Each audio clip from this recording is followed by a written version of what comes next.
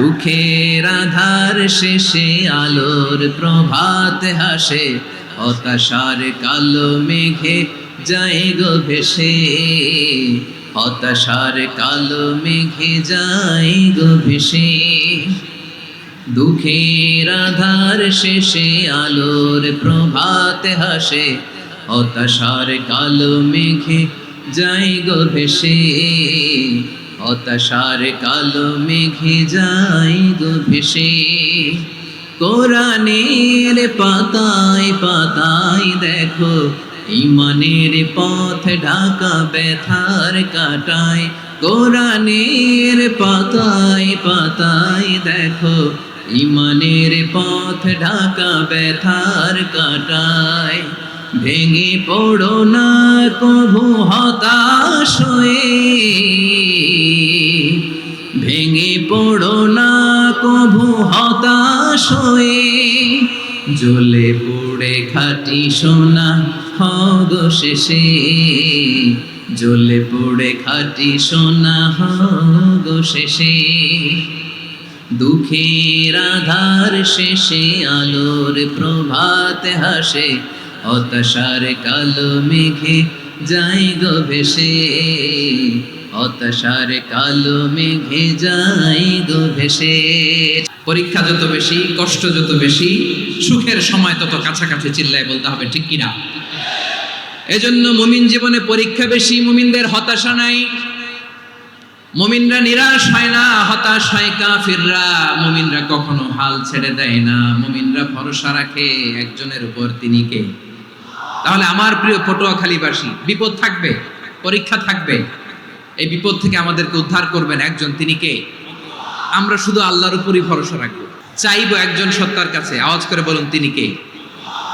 একজন সত্তার কাছে চাইবে। বিশ্বনবী ওনার চাচাতো ভাই আব্দুল্লাহ ইবনে আব্বাস রাদিয়াল্লাহু তাআলা আনহুকে বললেন, ইয়া আব্দুল্লাহ ইবনে আব্বাস, হে আব্দুল্লাহ ইবনে আব্বাস, ইদা সাআলতা ফাসআলিল্লাহ, যখন চাইবে আল্লাহর কাছে যাও। ও আব্দুল্লাহ, যখন চাইবা আল্লাহর কাছে চাও। ওয়া ইদা ইসতাআনতা ফাসতাইন বিল্লাহ, যখন সাহায্য চাইবা আল্লাহর কাছে ফরিয়াদ করো। জেনে রেখো ও আব্দুল্লাহ, ওয়া'লাম আন্নাল উম্মাতা লাউ ইজতামাআত আলা আন ইয়ানফাউকা বিশাইইন লাম ইয়ানফাউকা ইল্লা বিশাইইন ক্বাদ কাতাবাহু আল্লাহু লাক। ও আব্দুল্লাহ, জেনে রেখো, মনে রেখো, গোটা বিশ্বের সবাই মিলে যদি তোমার উপকার করতে চায়, ততটুকুই তারা করতে পারবে যতটুকু আল্লাহ তোমার নসিবে সেটা লিখে রেখেছে। ঠিক কিনা বলেন? আর যদি গোটা বিশ্বের সবাই মিলে তোমার বিরুদ্ধে কনস্পাইরেসি করে, ষড়যন্ত্র করে, গোটা বিশ্বের সবাই মিলেও যদি তোমার ক্ষতি করতে চায়, ততটুকুই শুধু পারবে যেটা আল্লাহ তোমার জন্য বরাদ্দ রেখেছে। যতটুকু আল্লাহ তাআলা তোমার জন্য বরাদ্দ রেখেছে অতটুকুই ক্ষতি করতে পারবে, আর এক চুল বেশিও করতে পারবে না, কমও করতে পারবে না। চিল্লায় বলেন ঠিক কিনা? এজন্য আমরা চাইবো কার কাছে? সব সময় আমরা আল্লাহর কাছে চাইবো, বিপদে আপদে, সুখে দুঃখে, সচ্ছল অবস্থায় অসচ্ছল অবস্থায়, পরাজয়ের সময় বিজয়ের সময়, সব সময় আমরা ভরসা রাখবো কার উপর? সবাই বলুন। একদল লোক আছে যারা বিপদে পড়লে আল্লাহরে ডাকে, বিপদ আসলে আল্লাহরে ডাকে, বিপদ নাই আল্লাহও নাই। বিপদে পড়লে নামাজ পড়ে, বিপদও নাই নামাজও নাই।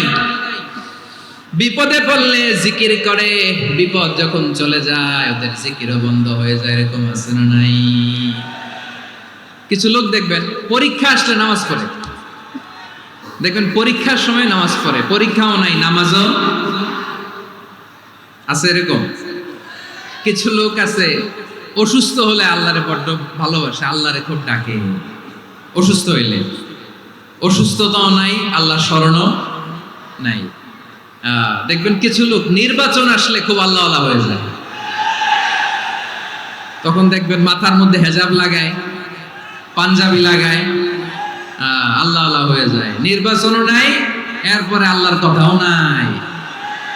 আছে না নাই? না, এরকম হওয়া যাবে না। সব সময় আমরা আল্লাহরে ডাকবো, বিপদে আপদে সব সময় ভরসা রাখবো আমরা একজনের উপর। আওয়াজ করে বলেন, তিনি কে? এ কথায় আল্লাহ তাআলা আমাদের চোখে আঙ্গুল দিয়ে জানিয়ে দিলেন, ফাইদা রাকিবু ফিল ফুলক دعوا الله مخلصين له الدين فلما نجاهم إلى البر إذا هم يشركون আল্লাহ বলে একদল লোক আছে তারা যখন নৌযানে চড়ে জলযানে চড়ে সাগরের মধ্যে যখন জাহাজে চড়ে লঞ্চে চড়ে তারা যখন তুফানের সম্মুখীন হয় তখন তারা আল্লাহরে বড্ড বেশি ডাকে একান্তভাবে ডাকে বিশুদ্ধ চিত্তে ডাকে আবার তুফান থেকে তাদেরকে সেফ জোনে নিয়ে নিরাপদ জোনে নিয়ে যখন বন্দরে আমি আল্লাহ তাদেরকে ভিড়িয়ে দেই ওই লোকগুলো আবার আমি আল্লাহর সাথে শিরিক করে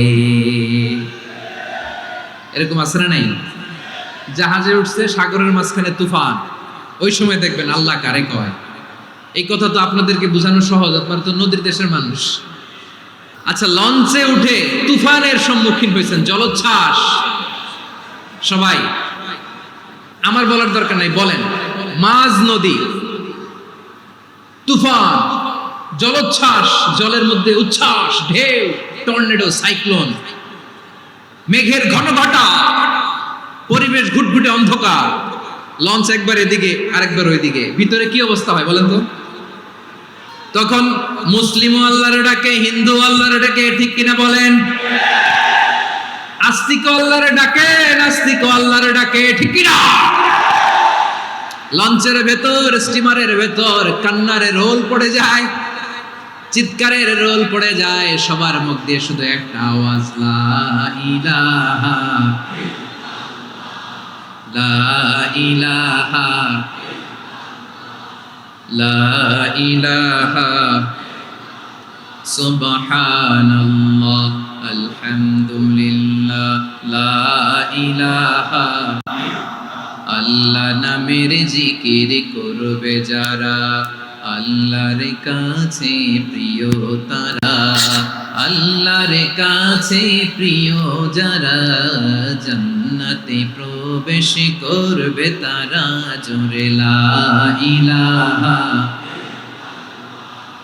লা ইলাহা ইল্লাল্লাহ লা ইলাহা ইল্লাল্লাহ মুহাম্মাদুর রাসূলুল্লাহ সাল্লাল্লাহু আলাইহি ওয়াসাল্লাম আমার প্রিয় পটুয়াখালীবাসী তাহলে লঞ্চের ভেতরে যখন আমরা তুফানের মধ্যে পড়ি তখন সবাই মিলে আমরা একটা নামের জিকির করি নামটা কার মুসলমানেরাও ডাকে হিন্দুরাও ডাকে আস্তিকও ডাকে নাস্তিকও ডাকে সবাই ডাকে একজনকে তিনি কে আবার দেখবেন ওই আল্লাহ তুফানের পরে ঝড়ের পরে ওই লঞ্চটাকে যখন সদর ঘাটে ফিরিয়ে দেয় আবার আমরা নাফরমানি শুরু করে দেই সে কোথায় আল্লাহ বললেন ফাইদা রাকিবু ফিল ফুলকি দা'আল্লাহ মুখলিসিনা লাহুদ্দিন ফালাম্মা নাজ্জাহুম ইলাল বাররি ইযা হুম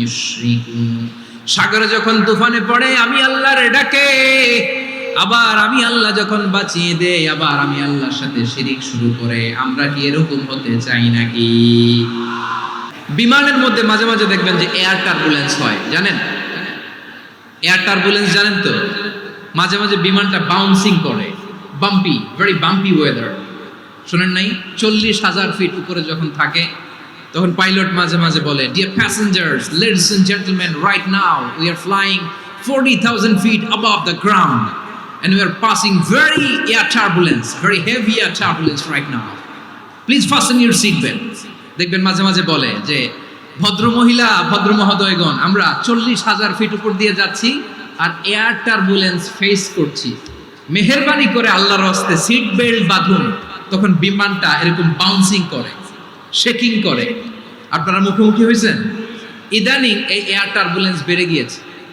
গত বছর আমার ইন্টারন্যাশনাল অনেকগুলো ফ্লাইট ছিল তো আমি দেখলাম যে আগের ফ্লাইটগুলোর তুলনায় এখন এয়ার টার্বুলেন্স খুব বেশি আমি একটু রিসার্চ করে দেখলাম ক্লাইমেট চেঞ্জের কারণে জলবায়ু পরিবর্তনের কারণে আকাশের বাতাসের মুভমেন্টে পরিবর্তন হয়েছে ফলে এখন বিমান শেকিং করে বেশি বাউন্সিং বাম্পি ওয়েদার তো বলেন তো 40,000 ফিট উপরে যখন আপনি কয় হাজার ফিট 40,000 ফিট উপরে যখন আপনি তখন যখন বিমানটা এরকম বাউন্সিং করে সবাই যখন ভমিটিং করে বিমান নষ্ট করে দেয়, বমি করে, তখন বাঁচানোর কে আছে আল্লাহ ছাড়া? কেউ আছে? ওই মুহূর্তেও সবাই মিলে একজনের ডাকে আওয়াজ করে বলেন তিনি কে? মাঝে মাঝে কিছু সোশ্যাল মিডিয়ায় কিছু ভিডিও পাওয়া যায় যে হেভি যখন এয়ার টার্বুলেন্স হয় 10 সেকেন্ড 15 সেকেন্ডের কিছু ভিডিও পাওয়া যায়, বিমানটা এরকম বাউন্সিং করছে, বাম্পি ওয়েদার, কাঁপছে, মানুষগুলো বমি করছে, অক্সিজেন মাস্কগুলো সব ঝুলে পড়েছে, বিমানটা শুধু কাঁপছে। তখন দেখবেন বিমানের ভেতরেও এরকম লঞ্চের মতো চিৎকার আছে না নাই? বিমানের ভেতরেও তখন চিৎকার। গত বছর হিথ্রো এয়ারপোর্ট থেকে সিঙ্গাপুর এয়ারলাইন্সের একটা ফ্লাইট, হিথ্রো টু চাঙ্গি, একটা ফ্লাইটে এমন বেশি এয়ার টার্বুলেন্সের শিকার হয়েছিল ওই এয়ারক্রাফটটা, 33 জন যাত্রী সেখানে আহত হয়েছে, একজন যাত্রী নিহত হয়েছে। কেবিন ক্রুজ, এয়ার হোস্টেস যারা আছে, একজনের নাক ফেটে, চোখ ফেটে, কপাল ফেটে, ব্লিডিং হয়ে শয়লা। প্রিয় ভাইয়েরা, 40,000 ফিট উপরে বিমানটা যখন কাঁপবে, তখন আমাদেরকে আল্লাহ ছাড়া আর কেউ বাঁচানোর আছে? এত আস্তে বললে হবে? ওই কঠিন মুহূর্তে আমার বাবা আমারে বাঁচাতে পারে, আমার বন্ধু আমারে বাঁচাতে পারে। এই গ্রাউন্ডে, জমিনের বুকে আমার প্রোটোকল, আমার ক্ষমতা, আমার দাম্ভিকতা, কোনো কিছু আমারে বাঁচাতে পারে? একজন ছাড়া। চিল্লায় বলতে হবে তিনি কে? সে আল্লাহ বললেন, গোলাম আমি বিপদের সময় ঠিকই তোমাদের বাঁচিয়ে দেই। ওই বিমানের ভেতরে 40,000 ফিট উপরে যখন তোমরা এয়ার টার্বুলেন্সের শিকার হও, তখন নাস্তিকও আল্লাহরে ডাকে, হিন্দু আল্লাহরে ডাকে। জোরে বলেন ঠিক কিনা? আবার বিমানটা যখন শান্ত হয়ে যায়, একটু পরেই বিমানের স্ক্রিনের মধ্যে হিন্দি সিনেমা খোঁজে। বিমানের স্ক্রিনে কিন্তু বিশাল ওখানে আফলাম ফিল্মের একেবারে বোঝাই করা। বিমানটা শান্ত হলে আবার হিন্দি সিনেমা দেখা শুরু করে। একটু আগে ডাকছিল কারে? দেখবেন বাংলাদেশে আমাদের ক্রিকেটাররা যখন অন্য কোনো দেশের সাথে খেলে, অনেক সময় এমন হয় বল বাকি একটা, রান দরকার 6টা। বল বাকি কয়টা? রান দরকার। আপনি দেখবেন ক্যামেরাম্যান তখন গ্যালারিতে খালি দেখায় দর্শকদের যে কি অস্থিরতা। হিপ হপ স্টাইলের মেয়েটা, যে মেয়েটার ওড়না এতক্ষণ ছিল গলায়, এতক্ষণ কই ছিল, ওই মেয়েটা দেখবেন ওড়নাটা টেনে মাথায় দিয়ে এরকম মুনাজাত ধরতেছে, আল্লাহ আল্লাহ, একটা ছক্কা, আল্লাহ আল্লাহ, আমার লাল সবুজের পতাকারে তুমি অপমানিত কইরো না আল্লাহ, ইন্ডিয়ার সাথে আমাদের খেলা, আল্লাহ আল্লাহ, একটা ছক্কা, একটা। পুরো খেলা জুড়ে এই মেয়ের ওড়না ছিল গলায়, কিন্তু যখন 1 বলে 6 রান দরকার, ওড়না চলে আসছে কোথায়? মাথায়। আবার মুনাজাত আছে না নাই? ঠিকই বাংলাদেশের দামাল ছেলে এমন এক শট মারলো, বল চলে গেল স্টেডিয়ামের বাইরে, ছক্কা, জিতে গেলাম আমরা। পুরো স্টেডিয়াম জুড়ে চিৎকার, হই হল্লোর, মৌজ মাস্তি। যেই মেয়েটা মাথার মধ্যে ওড়না দিয়ে এতক্ষণ সুবহানাল্লাহ সুবহানাল্লাহ বলে আল্লাহর কাছে দোয়া করেছে, ওই মেয়ে এখন আবার ওড়না ফেলে দিয়ে নাচা শুরু করে দিয়েছে। তাহলে আল্লাহর ভয়, আল্লাহর প্রতি আস্থা, বিশ্বাস, ভালোবাসা, এটা কি ক্ষণিকের জন্য? মানে আমার যখন লাগবে তখন আল্লাহর ইউজ করবো নাকি? হ্যাঁ, বিপদে আপদে, সুখের সময় দুঃখের সময়, সচ্ছল অসচ্ছল অবস্থায় বিশ্বাসীরা ভরসা রাখে একজনের উপর। চিৎকার করে বলো পটুয়াখালী তিনি কে? সে আল্লাহ বললেন, গোলাম মনে করো না জাহাজ থেকে সদরঘাটে ভিড়িয়ে দিলাম তুমি নিরাপদ হয়ে গেছো। মনে করো না 40,000 ফিট থেকে সেফ ল্যান্ডিং এর পরে এয়ারপোর্টে নেমে গেলেই তুমি নিরাপদ হয়ে গেছো। ও মিয়া, বিপদ কি শুধু সাগরে আর আকাশে? ঘরের ভেতরও বিপদ আসতে পারে কি পারে না? এজন্য সূরা মুলক আল্লাহ বললেন, আমিনতুম মান ফিস সামাই আন ইয়াখসিফা বিকুমুল আরদা ফাইদা হিয়া তামুর। আল্লাহ বললেন, তোমরা কি ভেবেছো তোমরা নিরাপদ? আমি চাইলে ল্যান্ডস্লাইডস, ভূমি ধস দিয়ে 1 লক্ষ 1 মুহূর্তে নিয়ে যেতে পারি। এক সুনামি দিয়ে থাপ্পড় মেরে 3 লক্ষ সাগরের ভেতরে ঢুকায় দিতে পারি। 1 সেকেন্ডও লাগে না আমার। أم أمنتم من في السماء أن يرسل عليكم حاصبا فستعلمون كيف نذير। আল্লাহ চাইলে আকাশ থেকে পাথর বৃষ্টি নাজিল করতে পারেন কি পারেন না? এই মুহূর্তে এখানে ভূমিকম্প দিতে পারেন কি পারেন না? আচ্ছা, ভূমিকম্প যখন হয় আমাদের কারো হুঁশ থাকে? আপনি মনে করছেন আমরা সাধারণ মানুষ, আমরা দৌড় দেই, আর প্রেসিডেন্ট প্রধানমন্ত্রী ওনারা বুঝি খাটে শুয়ে থাকে? ভূমিকম্প, আর্থকোয়েক যদি হয়, বাঁচার জন্য আমরা কি করি? হয় খাটের তলায়, ডাইনিং টেবিলের নিচে, উপরে শক্ত কিছু আছে এটার নিচে, অথবা ঘর থুইয়া দেও দৌড়। তো প্রধানমন্ত্রী উনি কি করে? প্রেসিডেন্ট উনি কি করে? হ্যাঁ, উনি খাটের মধ্যে যে শুয়ে থাকে নাকি? উনিও দৌড়, সাধারণ মানুষও দৌড়, প্রধানমন্ত্রীও দৌড়, বাড়িওয়ালাও দৌড়, ভাড়াটিয়াও দৌড়, সবাই দৌড়। নাকি ভাড়াটিয়ারা বাড়ি থুইয়া দৌড়, বাড়িওয়ালারা আর বেরোয় না? এরকম না। তাহলে যে কোনো মুহূর্তে ভূমিকম্প দিয়ে নাস্তানাবুদ করতে পারে কে? আমার প্রিয় ভাইয়েরা, আমরা নিরাপদ নই, আমরা তার দয়ায় বেঁচে আছি। কার দয়ায়? এজন্য আল্লাহ বললেন, গোলাম, যে কোনো মুহূর্তে বিপদ দিয়ে তোমাদেরকে নাস্তানাবুদ করতে পারি। বিশ্বাসী বলে যদি নিজেকে দাবি করো, সব সময় ডাকতে হবে একজন সত্তাকে। বলেন তিনি কে? আপদ থেকে, পরীক্ষা থেকে, ক্যালামিটি থেকে আমাদেরকে কেউ বাঁচাতে পারে না একজন সত্তা ছাড়া। আবারও বলেন তো তিনি কে? এবার আমরা দেখি বিষ্ণু ইসা ইসলামের জীবনে বিপদ আপদ ছিল কিনা। উনি বিপদ আসলে কিভাবে ডিল করতেন, বিপদ আসলে কোন দোয়া পড়তে হয়, কিভাবে ফরিয়াদের হাত উত্তোলন করতে হয়, কিভাবে রবের দরবারে নতজানু হয়ে ফরিয়াদ করতে হয়, এটা জানার দরকার আছে না নাই? আসলে আমরা বিষ্ণুনবীর জীবনী থেকে দেখি বিপদ আসলে উনি কি করতেন। বিপদ আসলেই প্রথমে বিষ্ণু ইসা ইসলাম একটা দোয়া পড়তেন। তিনি পড়তেন, ইন্না লিল্লাহি ওয়া ইন্না ইলাইহি রাজিউন। নিশ্চয় আমরা আল্লাহর জন্য, নিশ্চয় আমরা কার দিকে ফিরবো ভাই? আবার কার দিকে ফিরবো? আওয়াজ করে বলুন তো, আমরা এসেছি কার কাছ থেকে, আবারও ফিরে যাব কার কাছে? এজন্য বিষ্ণুই পড়ছেন, ইন্না লিল্লাহি ওয়া ইন্না ইলাইহি রাজিউন। নিশ্চয় আল্লাহর জন্য, ওই আল্লাহর দিকেই আমরা ফিরে যাব। তারপরে বিষ্ণুই পড়তেন, আল্লাহুম্মা আজুরনি ফি মুসিবাতি ওয়াখলুফ লি খায়রাম মিনহা। একসাথে প্রথমে পড়তেন ইন্না লিল্লাহি ওয়া ইন্না ইলাইহি রাজিউন, তারপর পরে পড়তেন আল্লাহুম্মা আজুরনি ফি মুসিবাতি ওয়াখলুফ লি খায়রাম মিনহা। মানে আল্লাহ, এই যে আমি বিপদে ধৈর্য ধারণ করলাম, এটার সব তুমি আমারে দাও, আর যেটা হারালাম এর চেয়ে ভালো কিছু দিয়ে মেকআপ করে দিও, ভালো কিছু দিয়ে বদল করে দিও। সুবহানাল্লাহ পড়েন। তাহলে বিপদ আসলে আমরা কি পড়ব? এদেশে পরস্পরে দেখা হলে দেয় সালাম, এদেশে আমজনতার হৃদয় জুড়ে পাক কালাম, এদেশে বিপদ এলে সর্বজনে সর্বক্ষণে দোয়া পড়ে ইন্না লিল্লাহ। কি পড়ে?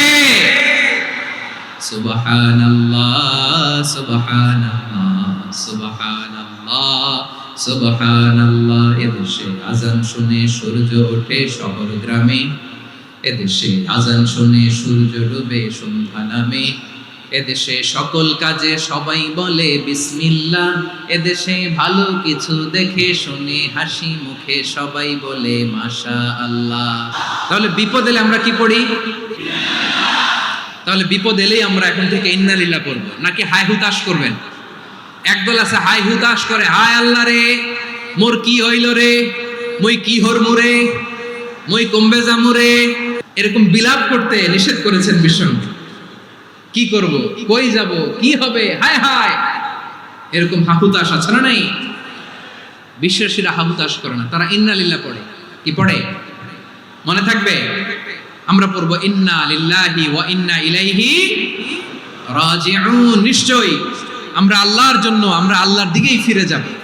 এরপর পড়বো আল্লাহুম্মা আজুরনি ফি মুসিবাতি ওয়াখলুফ লি খায়রাম মিনহা। আল্লাহ, আমি যে বিপদে ধৈর্য ধারণ করলাম এটার সওয়াব দিও, আর যা হারালাম তার চেয়ে ভালো কিছু দিয়ে বদল করে দিও। সুবহানাল্লাহ পড়েন। বিশ্ব নবীর হাদিস শুনলেন উম্মে সালামা রাদিয়াল্লাহু তাআলা আনহা। ওনার স্বামী হলো আবু সালামা। মজার ঘটনা খেয়াল করে শুনেন। সাইয়্যিদাতুনা উম্মে সালামা রাদিয়াল্লাহু তাআলা আনহা, ওনার স্বামীর নাম আবু সালামা। শ্রেষ্ঠ দম্পতি, শ্রেষ্ঠ ফ্যামিলি। প্রথমে হিজরত করেছিলেন হাবাসায়, পরে হিজরত করেছেন মদিনায়। উহুদ যুদ্ধের পরে ওনার স্বামী আবু সালামা ইন্তেকাল করলো, শহীদ হলো। সুবহানাল্লাহ পড়েন। যখন আবু সালামা ইন্তেকাল করলো, উম্মে সালামা রাদিয়াল্লাহু তাআলা আনহা কেঁদে কেঁদে হয়রান। আর নবীর শিখানো বাণী অনুযায়ী তিনি বারবার পড়ছিলেন ইন্না লিল্লাহ। কি পড়ছিলেন? ইন্না লিল্লাহ। যেহেতু বিশ্বনবী বলেছেন কেউ যদি বিপদের প্রথম ধাক্কায় পড়ে ইন্না লিল্লাহি ওয়া ইন্না ইলাইহি রাজিউন, আল্লাহুম্মা আজুরনি ফি মুসিবাতি ওয়া আখলুফ লি খায়রাম মিনহা, তাহলে এই বিপদে যে সে যা হারালো তার চেয়ে শ্রেষ্ঠ কিছু দিয়ে আল্লাহ তার বদল দিয়ে দিবে। এই হাদিস শুনে উম্মে সালামা রাদিয়াল্লাহু তাআলা আনহা ওনার প্রাণ প্রিয় স্বামী আবু সালামার ইন্তেকালের পরে চোখের পানি ছাড়ে আর পড়ে ইন্না লিল্লাহি ওয়া ইন্না ইলাইহি রাজিউন, আল্লাহুম্মা আজুরনি ফি মুসিবাতি ওয়া আখলুফ লি খায়রাম মিনহা। বারবার এই দোয়া পড়ে চোখের পানি ছাড়ে, এই দোয়া পড়ে চোখের পানি ছাড়ে, আর মনে মনে বলে আবু সালামার মতো ভালো মানুষ মদিনাতে নাই, আবু সালামার চেয়েও ভালো মানুষ মদিনাতে নাই, তার চেয়ে ভালো মানুষ কি করে আল্লাহ তাআলা আমারে দিবে, তার চেয়ে ভালো মানুষ তো আমি মদিনাতে দেখি না। চোখের পানি দিয়ে বুক ভাসায় আর নবীর হাদিসের উপর আমল করে পড়ে ইন্না লিল্লাহি ওয়া ইন্না ইলাইহি রাজিউন, ইন্না লিল্লাহি ওয়া ইন্না ইলাইহি রাজিউন। পড়তে পড়তে চোখের পানি ছাড়ে আর চিন্তা করে বিশ্বনবী বললেন এই দোয়া পড়লে যেটা হারালাম তার চেয়ে ভালো কিছু দিয়ে আল্লাহ পুরস্কার দেয়। আবু সালামের চেয়ে ভালো মানুষ মদিনার মধ্যে আর কে হতে পারে? কি আজীব তামাশা, কি অবাক করা ঘটনা। কিছুদিন পরে দেখা গেল সাইয়্যিদুল মুরসালিন রাহমাতাল লিল আলামিন স্বয়ং বিশ্ব নবী উম্মে সালামাকে বিয়ের প্রস্তাব পাঠিয়েছে। স্বয়ং বিশ্ব নবী উম্মে সালামা রাদিয়াল্লাহু তাআলা আনহাকে বিয়ের প্রস্তাব পাঠিয়েছেন। উনি রাজি হয়ে গেলেন, বিয়ে হয়ে গেল, উনি হয়ে গেলেন উম্মুল মুমিনিন, আমাদের মা, পুরো মুসলিম উম্মার মা। চিৎকার করে বলেন আল্লাহু আকবার। তাহলে আমার প্রাণ প্রিয় ভাইরা, বিপদে পড়লে আমরা পড়বো ইন্না লিল্লাহি ওয়া ইন্না ইলাইহি রাজিউন, আল্লাহুম্মা আজুরনি ফি মুসিবাতি ওয়া আখলুফ লি খায়রাম মিনহা। যারা